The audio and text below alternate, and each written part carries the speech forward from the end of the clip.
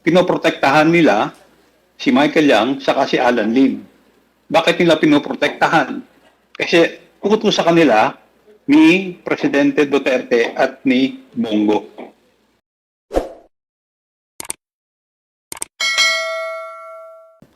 You made mention about Aaron Aquino, Oscar Albayalde, and Wilkins Villanueva. Briefly, Colonel Asierto, what is the significance of the participation of these three personalities? Why you mention them in your testimony? Una po si Chief PNP Oscar Albayalde, binigyan ko po ng report at ang una po ay tinanggi niya at pinagbintangan niya pa ako kung anong sa pagpatay doon sa Koreano, yung smuggling ng AK-47 at wala siyang ginawa doon sa report ko.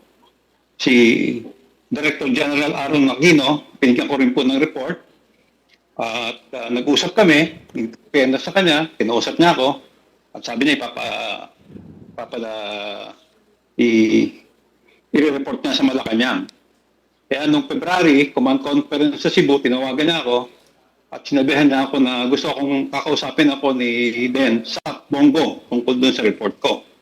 Pero nung pumutok na yung issue sa amin, hindi niya na maalala kung kanino niya ibinigay yung report sa Malacanang. Nakakapagtaka po naman yon. Ito naman pong si Wilkins Villanueva, na classmate ko, during sa mga press conference sa Malacanang during COVID, sinabi niya na walang involvement si Michael Yang sa illegal drugs at sinabi niya na yung picture ni Alan Lim, yung mugshot ni Alan Lim at saka yung present picture ni Alan Lim ay magkaiba. So ano pong ibig sabihin noon? Pinoprotektahan nila si Michael Yang saka si Alan Lim. Bakit nila pinoprotektahan? Kasi utos sa kanila ni Presidente Duterte at ni Bongo. Yun po yung On the same hearing, Colonel Asierto, you also mentioned panagutin sa kasalanan si Senator Bongo, si Senator Bato de la Rosa, at si former President Rodrigo Roa Duterte. Can you please enlighten us? What is the reason behind this articulation of yours? Kasi po, sa akin pong palagay, sa nangyari sa amin, namatay ang aking si retired Master Sergeant Liwanag at hanggang ngayon missing pa si Captain Lito Perote na sila ang may kagagawan. At yung kanilang war on drug ay peke. Cover up lang yon. Ang pinapatay, yung maliliit, pero yung mga malalaking drug personalities, katulad ni Michael Yang at Alan Lim, ay pinotektahan nila. Sa tingin niyo po, Colonel Asierto, what is the reason behind your allegation of cover-up? Ang pinapatay lang ay maliliit at yung malalaking drug lord like Alan Lim and Michael Yang ay pinoprotektahan nila. Ano po ang dahilan? Kasi po, nakapatong sila eh. Nakapatong sila sa binabayaran sila ng sindikato eh. Tingnan nyo lang po yung nagkinagawa ng investigasyon sa Quad. Ngayon po, hindi lang po illegal drugs eh. Lumapad pa ho ang kanilang dalamay eh. Meron ng pogo, meron ng mga acquisition ng land. Dapat po ito pag-aralan mabuti ng National Security Council sa Kanika. Baka ito po ay merong koneksyon sa nangyayari sa West Philippine Sea. Colonel, kasi po ang sindikato ng... Yun pong ginamit niyong term is pumapatong? Tama ho ba? Opo, pinotektahan kasi nila eh. Ano po bang, can you please enlighten us? Pag sinabi niyo ho bang pumapatong po sila dito sa drugs, ano hong ibig sabihin ng pumapatong? Ibig sabihin po, pinoproteksyonan nila kapalit ng pera. So, what you wanted to tell us is, these people are protector of the drug lords? Yun ho ba yun? Opo, yun po, ang simpleng Last question, Colonel Asierto. Ngayon pong kaharap nyo si Jimmy Guban via Zoom. And admittedly, sinasabi niyang inimplicate niya kayo to save his life and the lives of his families. But apparently, dahil sa testimonya niyang yon, nasira din ang buhay ninyo. How do you feel now? Hindi ho ba kayo nagagalit kay Jimmy Guban? Unang-una po, talaga pong hindi na kami nakapag-usap ni Jimmy Guban. Hindi ko pa siya nakakausap at ako po ay nagpapasalamat sa kanya dahil sinabi niya yung totoo kung ano talaga nangyari. At wala po akong galit sa kanya dahil alam ko naman pareho kami biktima. But yun of lang, course, you bibigyan siya. realize, Colonel Asierto, if not for the testimony of Jimmy Guban, hindi ka magkakakaso, hindi ka magkaka-warrant of arrest. Kayo po ba'y na-convict dun sa kasong iyon? Hindi po ako na-convict doon dahil hindi po ako nag-appear eh. Kasi pag nilabanan ko po yung kaso, ikukulong ako, baka doon na rin po ako mamatay sa loob ng kulungan. So you mean to say that the case is still pending in court? Opo, nasa ano pa eh, naka-archive po kasi po, nagkaroon na po ng desisyon yung kaso ni Jimmy. So, yung sa akin po na-archive. Given the fact, Colonel Asierto, na si Jimmy Guban ay pinilit lamang para huwag masangkot at huwag mabanggit yung pangalan ng mga ni Michael Yang, ni Pulong, at saka ni Manscarpio. I hope you realize also na dahil sa testimony ni Jimmy Guban, nagtatago kayo ngayon. At ilang taon na nga ho kayo nagtatago? More than 6 years po. More than 6 years. So, I just want to take advantage of this opportunity. If there's one thing which you want to tell Jimmy Guban, ano ho bang gusto niyo sabihin kay Jimmy Guban ngayon? Jimmy, salamat at tinama mo. At salamat sinabayan mo kung ilabas ang katotohanan. Wala akong galit sa'yo. Siguro tampo lang. Pero wala na yun. Sana gawin natin ito para kay Paddy na kaibigan natin, kay Lito, saka kay Jerry. Sabi ko nga sa'yo noon tayo yung nagtrabaho lang tayo. Kaso ang nabangga natin napakataas. Presidente ng Pilipinas. Colonel, pwede niyo ba i-share sa amin, sino ho ba yung mga kaibigang binanggit niyo na sinasabi niyong naapektuhan? Si Director Pahardo po ng PIDEA na namatay sa ibang bansa noong 2023, si retired Captain Lito Perote na dinukot po sa Metro Inn, Bacolod, hanggang ngayon po nawawala, hindi pa nakikita. At si retired Master Sergeant Jerry Liwanag na binaril at namatay po sa Bulacan. Bago ho ba itong mga kasong kinasasangkutan nyo ngayon, gaano ho ba kayo kalapit, kayong 5 na personalidad na nabanggit ninyo? And can you please enlighten us? Ano ho bang klaseng samahan mayroon kayong 5 na ngayon ay wala na yung 3 at kayong 2 na lang ni Jimmy Guban ang naririto? Si Jimmy po ay siya po ang counterpart ko sa custom. Siya po, pag meron po akong trabaho sa custom na involve ang custom, siya po ang nakakausap ko. Sa kanya pa ako nagtitiwala pag custom issues. Sila Director Pahardo, si Lito Perote, at si Jerry Liwanag ay matagal ko pong kasama. Pa po, magkakasama na kami, pero talagang nagsama kami dito sa HOT. Nag-start ng 2003. So,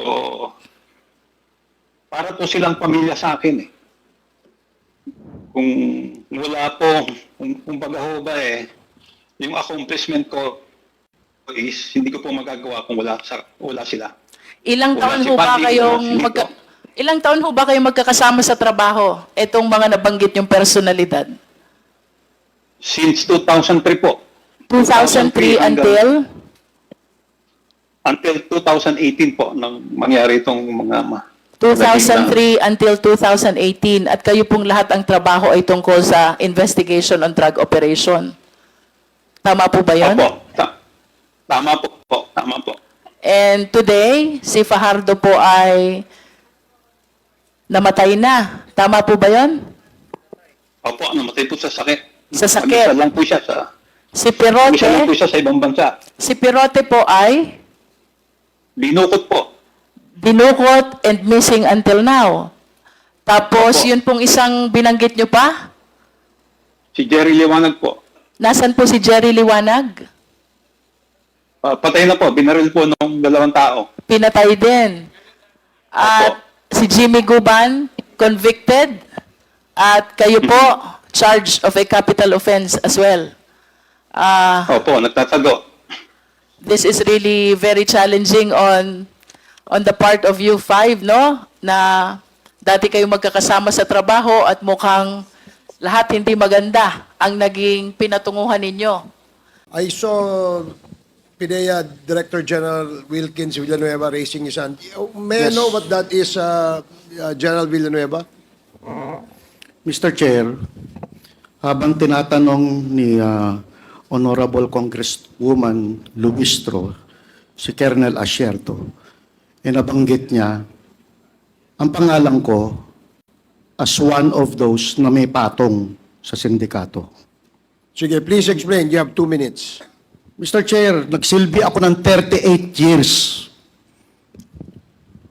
laban sa insurgency, anti-terrorism, kidnapping, at illegal drugs. Never na pumatong ako. Kaya kong tumingin kahit kaninong mata na wala akong pinirahan kahit kanino. Now, bakit ko daw kinlir si Michael Yang? 2004, kahit magtumbling-tumbling si Colonel Asierto, walang pangalang Michael Yang na personality sa Davao Clandestine Laboratory.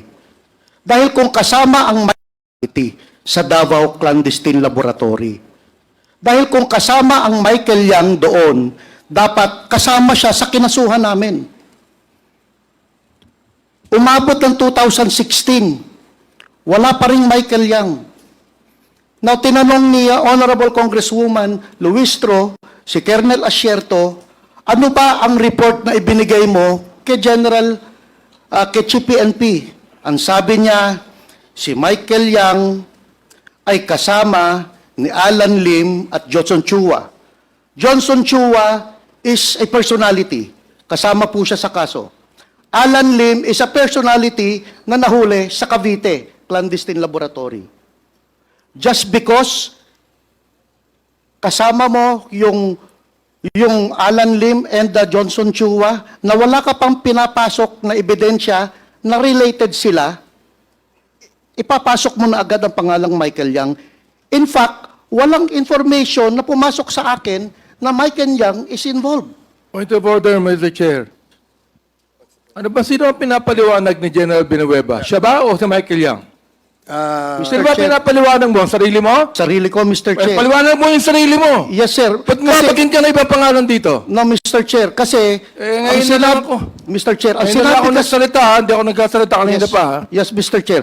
Ang sinabi kasi ni Colonel Asierto, patong ako dahil ikinlir ko si Michael Yang.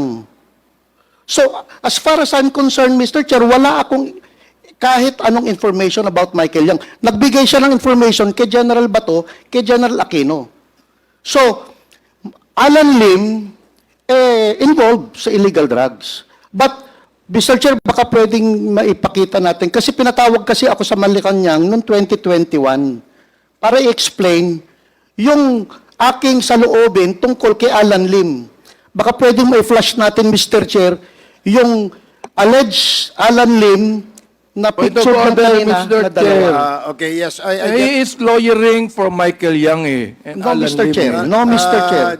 General Villanueva, may I just ask you to refrain from speaking because the committee members feel that you are lawyering for someone. No, Mr. I Chair. just allowed you to speak because your name was alluded Yes, to Mr. and was Chair. mentioned in the questioning propounded by Congresswoman Luistro. Yes, so, Mr. Chair. yun lang ang iyong sabihin, no? Wala nang iba. Do not speak in behalf of whoever. Yes, sir. Yung So, sarili mo Mr. lang. Chair, Mr. And Chair. You have, For the sake of accuracy, can we please confirm first from Colonel Asierto if he is included dun sa pumapatong? Mr. Chair. andyan pa ba si Colonel Asierto? Colonel Asierto? Yes, sir. Ah, Yes, Mr. Chairman. Yes, ang tanong ni Congresswoman Luistro, kung included ba raw sa iyong statement na may mga patong itong si General Wilkins Villanueva. Ang sinasabi ko po is clear niya si Michael Yang at si Alan Lim dun sa sinasabi niyang statement sa Malacanang. Ngayon, bakit niya i-clear? Kinausap niya ba si Michael Yang?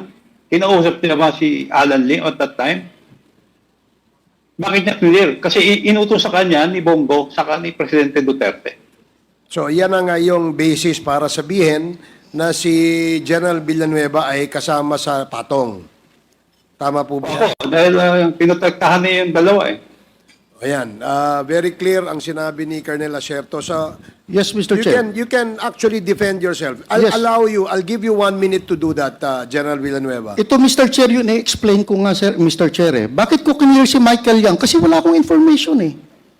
At siya ang nagbigay ng information about Michael Yang. Hindi naman niya sinabi sa akin, Mr. Chair eh. I don't have information about Michael Yang.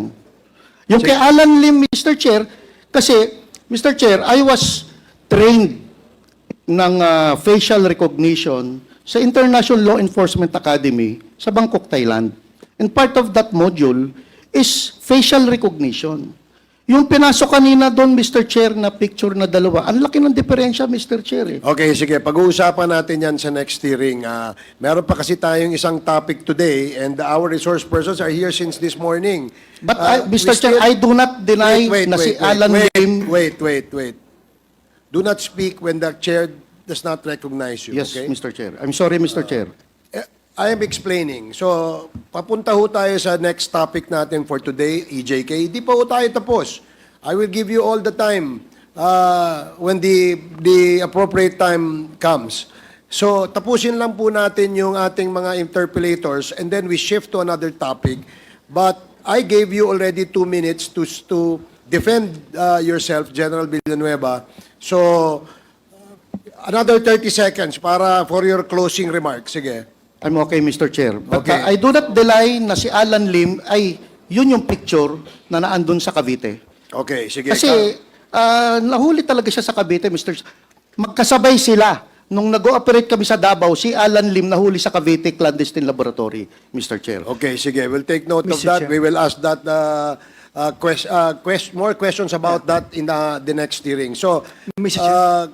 Chair, in relation to, in relation to... while Wilkins is present, Mr. Chair. O sige, Congressman Flores Just a few and then questions. Congressman Konghun. Congressman Konghun is supposed to be the next With this interpolator. indulgence, Mr. Chair. With the indulgence of Konghun. Few questions lang. Mr. Chair, okay, sige, go ahead. Thank you. Jay. Please proceed. Thank you, Mr. Chair. General Wilkins, were you present during the Dumoy raid sa Davao? I led that operation, Mr. Chair. You led that operation as PDEA Region 11? Yes, Mr. Chair. And you were with your personnel at that time that the raid was conducted? It was a joint operation by PDEA 11, PACER Northern Mindanao, PACER Mindanao Area Office, Intelligence and Investigations Service ng Regional Office So 11, several units. and including AIDSOT, Mr. But you as the lead? Yes, Mr. Chair. Kasama ko dyan si Colonel Asierto, Mr. All Chair. right. Now, in this raid, this resulted in the death of 6 Chinese drug suspects, correct? Yes, Mr. Chair. And that there were hundreds of kilos of shabu confiscated during this raid. Yes, Mr. Chair. Now, in this raid, which you led, did you prepare or submit an official report to your superiors in the PDEA? Yes, Mr. Chair. Now, before I go back to you, DG Lazo, Yes, Your Honor. Sir, does PDEA have a record of this report that General Wilkins is referring to? None, Your Honor. None? Yes, Your Honor. From the official records of PDEA? Yes, Your Honor. Why is that so, Director General Lazo? The reason that I'm getting from my office, Your Honor, is that PIDEA only came into creation 2002. So this happened in 2004. So apparently, hindi pa institutionalized yung submission of reports noon. So Point of that- order, Mr. Chair. What is the point of order of Congressman Ako? Is the Director General of PDEA lawyering for Director General Wilkins? I'm sorry, Your Honor. Because the question of the Honorable Kate Flores requires an answer from DG Wilkins Villanueva. I was asking him, Mr. Chair, first, if why there was no report that was located in the PDEA office muna, as him being the Director General now, Mr. Chair. I agree. I know that there was none. There was none. So there is none on the record. None, Your Honor. Now, General Wilkins, why is that so? It was 20 years ago, Mr. Chair. So are you saying it's lost or something? I don't know, Mr. Chair, kasi hindi ko po alam. Ang repository ng report na yan, Mr. Chair, ay ang operations. But you are certain that you made a I report? did, Mr. Chair. Okay, now, in this raid, General Villanueva, were there suspects that were arrested during the raid? Yung asawa Mr. Chair ni Ni Alan C. Alan C. At yung kapatid niya na si Jong Lim. Wala na ibang mga Chinese that na nahuli? Wala na po, Mr. Chair. So there's no truth to the reports that there were 11 other suspects that were arrested? I Chinese don't know what he's talking about, Mr. Chair. Okay, so there's no truth also to the fact that there was this news report made by a certain reporter, Edith Regalado, dated January 2, 2005, that there were 8 other Chinese individuals who were arrested as a result of that raid. Kasama ko, Mr. Chair, si Edith na naandun, Mr. Chair eh. Wala namang na-arrested dun sa loob ng laboratory, Mr. Chair. Or subsequent to that raid, were there any other arrests that were made that resulted in the arrest of other Chinese individuals? Except for yung magkapatid na si Pilapil at si Jong, walang ibang arrested. Can I ask Colonel Sierto, Mr. Chair? Kasi if he's still on the line. Colonel Sierto, as a result of that raid, were there any other Chinese individuals that were arrested because of that raid? Meron po. Meron, ilan po? Sa loob po ng laboratory, 11. 11. How come General Wilkins Some- is saying that walang na-aresto na mga Chinese individuals? Ay, hindi ko po alam sa kanya. So, sorry po.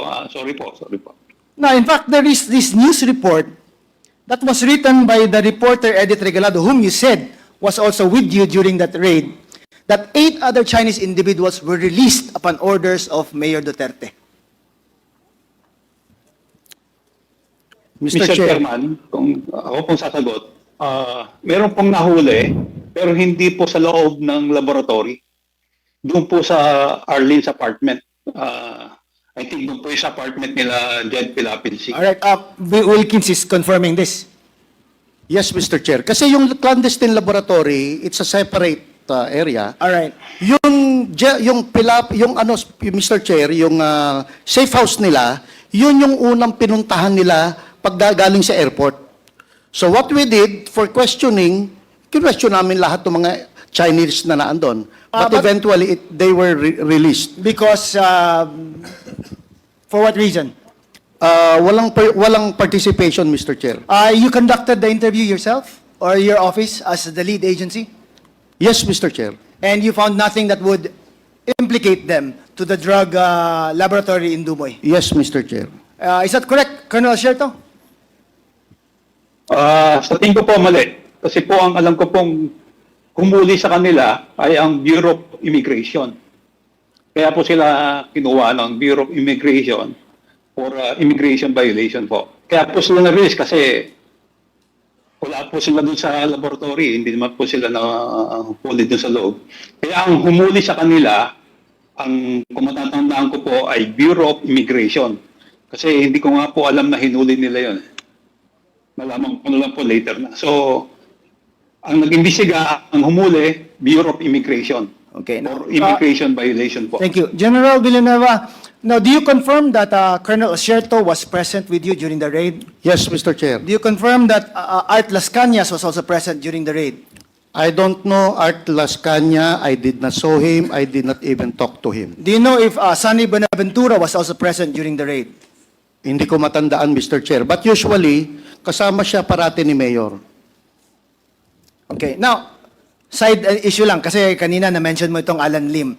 You identified the picture of Alan Lim kanina, na he's the same Alan Lim that was arrested in a drug case. Yung nasa kaliwa, Mr. Chair, yun yung picture talaga niya when he was arrested. Okay. Now, would you confirm that that Alan Lim is the same Alan Lim or Lim Wei Xiong that is the spouse of Rose Yun nga, Honoring? Mr. Chair, sana ba ipakita natin sa, yung kanina na picture, Mr. Chair, But from the information that you got, is it the same person? I don't think so, Mr. Chair. You don't think so? I'm not lawyering for him, Mr. Chair, but I don't think so. All right. Thank you, Mr. Chair. Thank you, Jay. Mr. Chairman? Thank you, Congressman Flores.